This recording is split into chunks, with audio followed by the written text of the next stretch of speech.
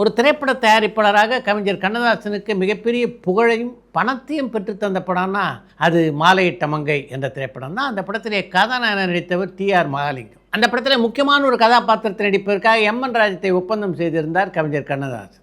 ஒரு நாள் படப்பிடிப்புக்கு எம்என் ராஜன் வரல, அவ்வளவுதான். உடனடியாக எம்என் ராஜத்தை மாற்றிவிட்டு அந்த கதாபாத்திரத்திலே மைனாவதியை நடிக்க வைத்தார். அந்த காலகட்டத்தில் பார்த்தீங்கன்னா கவிஞர் கண்ணதாசன் எடுத்த எல்லா முடிவுகளுமே இப்படித்தான்.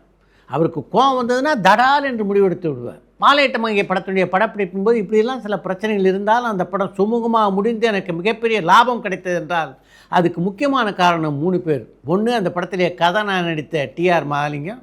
இன்னொன்று, அந்த படத்திலே கதாநாயகியாக நடித்த பண்டரிபாய். மூன்றாவது, அந்த படத்தை இயக்கிய ஜிஆர் நாதன். அவங்க கொடுத்த ஒத்துழைப்பிற்கு அதை வார்த்தைகளால் விவரிக்க முடியாது. அந்த அளவுக்கு மிகச்சிறந்த ஒத்துழைப்பு அவர்கள் கொடுத்தார்கள். அதன் காரணமாக தான் அந்த படத்தினுடைய படப்பிடிப்பை குறுகிய நாட்கள் என்னால் முடிக்க முடிந்தது, மிகப்பெரிய லாபத்தை பெறவும் முடிந்தது என்று ஒரு பத்திரிகை பேட்டியிலே பதிவு செய்திருக்கிறார் கவியரசு கண்ணதாசன்.